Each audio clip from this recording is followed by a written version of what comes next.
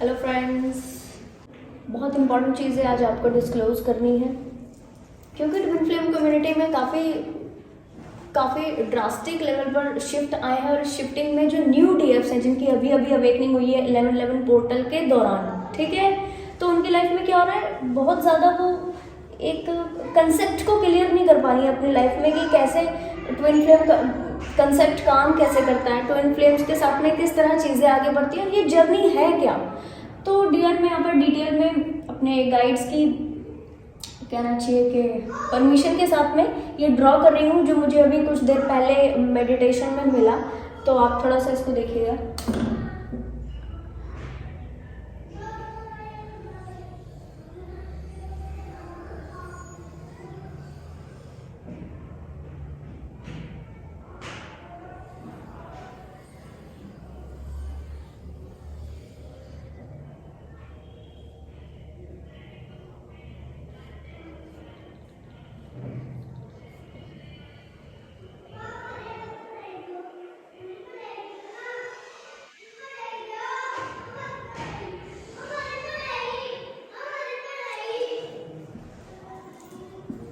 अगर हम ऐसा एज्यूम करके चलें कि ये डीएम है और ये डीएफ है, ठीक है, अभी मैं आपको डिटेल में बताने वाली हूँ कि किस तरह इनके साइकिल्स चलते हैं, ठीक है।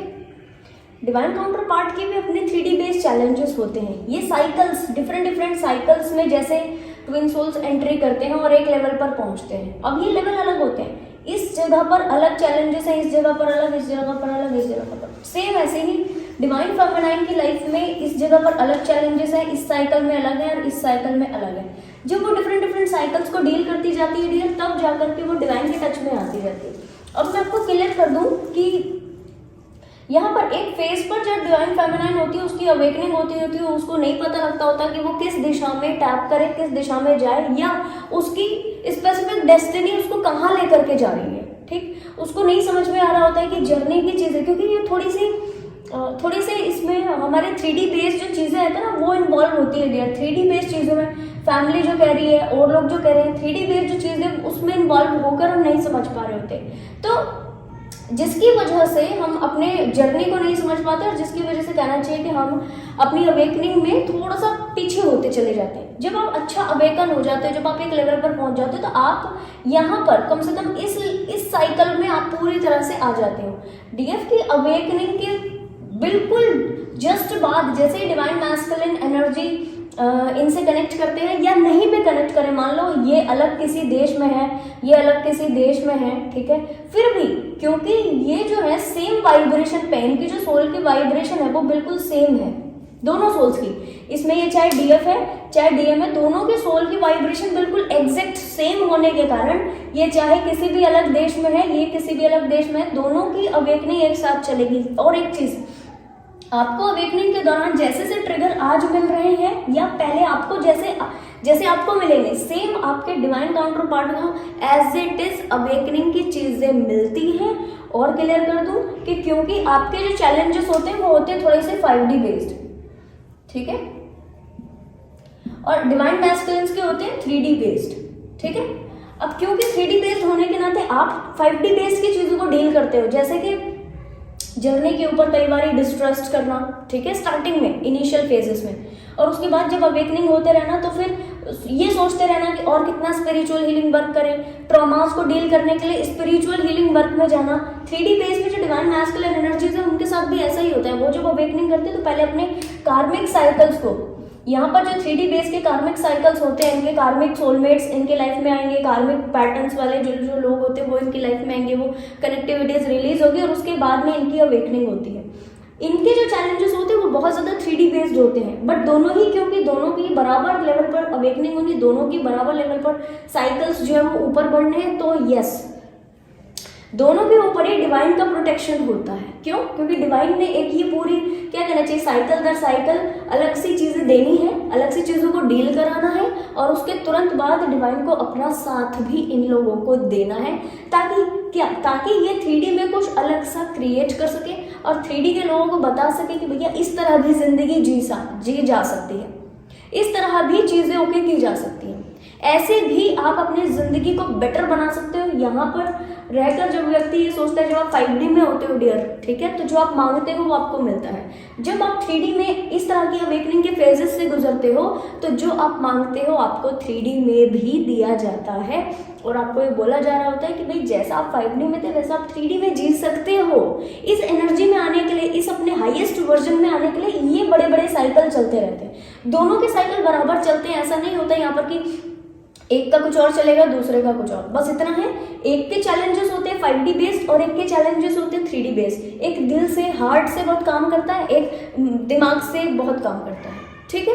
एक व्यक्ति को स्पिरिचुअल हीलिंग वर्क ज़्यादा करना रहेगा, 3D में हीलिंग उसकी अपने आप हो जाएगी, ठीक। एक व्यक्ति को 3D में बहुत ज़्यादा काम करना रहता है और 5D हीलिंग उसकी अपने आप हो जाती है। रीज़न, क्योंकि यहाँ से जो दोनों ट्विन काउंटर पार्ट होते हैं, जैसे कि मैंने आपको पहले भी बताया, जो मेरे साथ में लंबे समय से जुड़े हुए डियर, उनको ये बात अच्छे से ढंग से मालूम है, जो सोल्स की वाइब्रेशन सेम होती है, दो सोल्स हैं, ठीक है, दोनों की वाइब्रेशन सेम है, बट एक में कुछ अभी कम है, एक में कुछ अभी कम है। एक्टिवेट करना है दोनों को।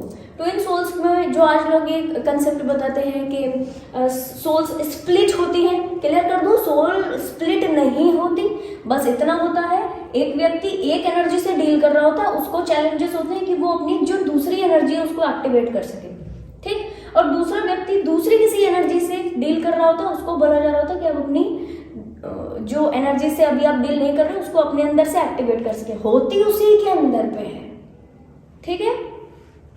डीएफए अगर उसको बोला जा रहा होता है आप अपनी डीएम एनर्जी को एक्टिवेट करो ताकि आप बैलेंसिंग की दिशा में बढ़ सको, ठीक है। ये है बैलेंस स्टेट, ये कंप्लीट बैलेंस। यहाँ पर कोई आपको इस तरह से राउंड राउंड इस तरह लूप नहीं नजर आ रहे हैं। ये लूप है ना, जब तक ये लूप है, ठीक है, तब तक मानकर चलिए कि आपके कार्मिक साइकिल्स भी होंगे, एक ना एक तरीके की हीलिंग भी पेंडिंग रहेगी, एक ना एक तरीके की चीजें आपके खुद के शैडो सेल्फ में भी कोई ना कोई चीज का चेंज करना हमेशा रहेगा, ठीक। और कहना चाहिए कि लगातार लगातार आपको एलिमेंट के लिहाज से इम्बैलेंस की स्थिति अपने खुद के अंदर फील हो, या कहना चाहिए कि 3D में इस तरह इम्बैलेंस हो किसी भी मामला से related, financially, physically, emotionally, relationship wise, किसी न किसी तरीके से इस तरह जरूर से चीजें चलती हैं। तो जो दो सोल्स की फ्रीक्वेंसी वाइब्रेशन सेम होती है डियर, चाहे कोई भी देश में एग्जिस्ट कर रहे हो, एक दूसरे को जानते ना हो, पता ना हो, फिर भी चीजें एक दूसरे के साथ ऑलमोस्ट सेम चलती हैं, ऑलमोस्ट सेम चलती है। माइनर लेवल पर ये बस अलग हो सकती हैं, चैलेंजेस तो बिल्कुल सेम है, बस इतने हैं कि एक व्यक्ति को ये डील करना पड़ता है, सेम चैलेंजेस को डील करना है 5D बेस पर, और एक व्यक्ति को डील करना है 3D बेस पर। तो जिन दो सोल्स की वाइब्रेशन सेम होती है डियर, उन व्यक्ति की जो अपनी अपनी इंडिविजुअलिटी है वो भी ऊपर उभर कर आती है, जिसकी वजह से एक व्यक्ति जब ज़्यादा स्पिरिचुअल हीलिंग वर्क करता है, और क्योंकि 5D में एक होते हो, यहाँ पर आकर आप देखो एक हो, ठीक है, 5D में जब आप एक होते हो तो एक व्यक्ति जो बहुत ज़्यादा स्पिरिचुअल ग्रोथ करता है, डिवाइन फेमिनाइन जो बहुत ज़्यादा स्पिरिचुअल हीलिंग वर्क करती है, ऊंचा उठाती है अपने वाइब्रेशन को, ठीक है, वो व्यक्ति को कार्मिक हीलिंग कम करनी पड़ती है। रीजन, क्योंकि उसके डिवाइन काउंटर पार्ट ऑलरेडी कर रहे हैं, ठीक है। उसका कहना चाहिए कि उसका जो एनर्जी का ऐसा पार्ट है जो कि उसकी बिल्कुल वाइब्रेशन से बिल्कुल सेम है, वो कर रहा है, ठीक है। अब ये व्यक्ति को, जो आपके डिवाइन काउंटर पार्ट होते हैं, ये व्यक्ति को अपना खुद का कार्मिक हीलिंग वर्क तो ज़्यादा करना होता है, बट उसको स्पिरिचुअल हीलिंग वर्क कम करना होता है, या वो कम भी करे तो चलेगा। रीज़न, उसको यहाँ से फ़ायदा मिल रहा है, 50-50 एनर्जी काम करती है डियर। आप अगर स्पिरिचुअल हीलिंग वर्क कर रहे हो तो आप केवल अपने लिए नहीं कर रहे हो, ठीक है, आप अपनी दूसरी एनर्जी के लिए भी कर रहे हो। दूसरी एनर्जी इन द सेंस आप ही के अंदर जो आपकी डिवाइन मैस्कुलिन एनर्जी है, और जो आपकी इंटरनल डिवाइन मैस्कुलिन एनर्जी होगी वही आपकी बाहरी मैस्कुलिन से एग्जैक्ट मैच करेगी, ठीक। इसी तरह से जो व्यक्ति डीएम है वो कार्मिक हीलिंग जब करता है तो वो कार्मिक हीलिंग बस अपने लिए नहीं करता है, वो अपने इंटरनल फेमिनाइन के लिए भी कार्मिक हीलिंग कर रहा होता है। और क्योंकि वो कार्मिक हीलिंग कंप्लीट किए बिना इनसे अच्छा कनेक्शन नहीं बना सकता, इसकी वजह से ये ट्रिगरिंग बार बार आपको झेलनी पड़ती है, ठीक है। यहाँ पर ये डिफरेंट टाइप के फेजेस के ऊपर चलते हुए एक फेज को आपने कंप्लीट पार किया, दूसरे फेज पर सेम कार्मिक ट्राइब आपको मिल जाएगी, ठीक है। और कंप्लीट कार्मिक ट्राइब के अंदर आपको फिर से डीएम को एक लेवल के फिर से चैलेंजेस को डील करना पड़ता है। डीएफ को एक लेवल के स्पिरिचुअल टास्क दिए जाएंगे कि भैया अभी तुम्हारी ये रिस्पॉन्सिबिलिटी डन हो गई है, दूसरी किसी रिस्पॉन्सिबिलिटी के ऊपर आपके टैप करने का टाइम आ गया, ठीक, दूसरे साइकिल में अलग से कुछ चीजें दी जाएगी, तीसरे साइकिल में इसी तरह से अलग से कुछ चीजें दी जाएंगी। ये साइकिल दर साइकिल जब आप ऊपर बढ़ते ही जाते हो, इसमें आपको बस इतना करना होता है डिवाइन फेमिनाइन, बस इस बात को आप समझिए कि यहाँ पर जाते हुए जब आप आगे बढ़ते जाते हो, आगे बढ़ते जाते हो, ऊंचा बढ़ते जाते हो, आपको डिवाइन टच, स्पिरिचुअल सपोर्ट, आपके गाइड्स का सपोर्ट आपको ज़्यादा मिलना शुरू हो जाता है। आप डिवाइन की दिशा में जाते हो, लगातार ऊपर की दिशा में बढ़ते गए, इन साइकिल्स को डील करते करते आप डिवाइन की दिशा में जाते हो डियर, ठीक है।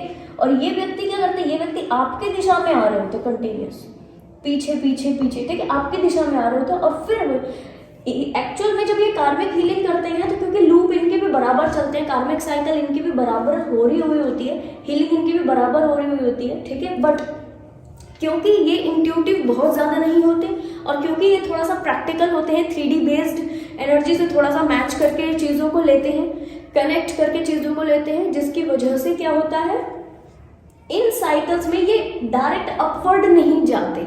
डायरेक्ट अपवर्ड वाली जो सिचुएशन है वो केवल डीएफ के लिए होती है, क्योंकि ये डिवाइन के टच में रहकर डायरेक्ट अपवर्ड जाती रहती है। आज जिन डिवाइन मैस्कुलिन्स को जो कि थोड़ा सा अवेकनिंग में आ गए हैं, उनको ऐसा लगता है कि उनकी जो डीएफ है उसकी तो लगातार ग्रोथ हो रही है, वो तो बड़ा लकी वाली एनर्जी में, उसको तो सब कुछ मिलता जा रहा है, उसके लिए तो सब कुछ होता जा रहा है। भैया ऐसे ही नहीं होता जा रहा है, उसने मेहनत की है, ठीक है, उसने मेहनत की, उसने एफर्ट लगाया, वो अपने गाइड्स की कनेक्टिविटी में आकर ऐसा कर रही है और पूरे ट्रस्ट, पूरे फेथ के साथ में रहकर अपना स्पिरिचुअल हीलिंग वर्क कर रही है। उसको पूछोगे आप तो आपको ऐसा लगता होगा कि उसकी जिंदगी बहुत आसान है, बहुत ईजी है, बहुत सब कुछ है। वाकई ईजी है। क्यों ईजी है?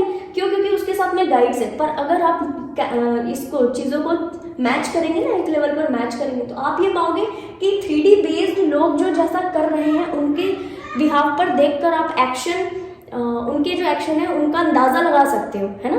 पर डीएफ को बोला जा रहा होता है आंख बंद करके चलते जाओ। अब ऐसे रास्ते के ऊपर आंख बंद, रास्ता है कोई और उसके ऊपर आंख बंद करके ऐसे चलते रहना, जो कि गाइड्स का दिखाया हुआ रास्ता है, डिवाइन के द्वारा दिखाया हुआ रास्ता है, इसके ऊपर चलना स्टार्टिंग में बहुत टफ होता है डियर। आपके लिए अगर मैं कहूँ तो आपके लिए तो ये ऑलमोस्ट नामुमकिन है, ठीक है जी, ऑलमोस्ट नामुमकिन है। रीजन, आपको आप प्रैक्टिकल होते हो, डिवाइन मैस्कुलिन एनर्जी, आप प्रैक्टिकल होते हैं, आपको चाहिए जो सामने से दिख रहा है भैया मैं उस पर यकीन करूंगा।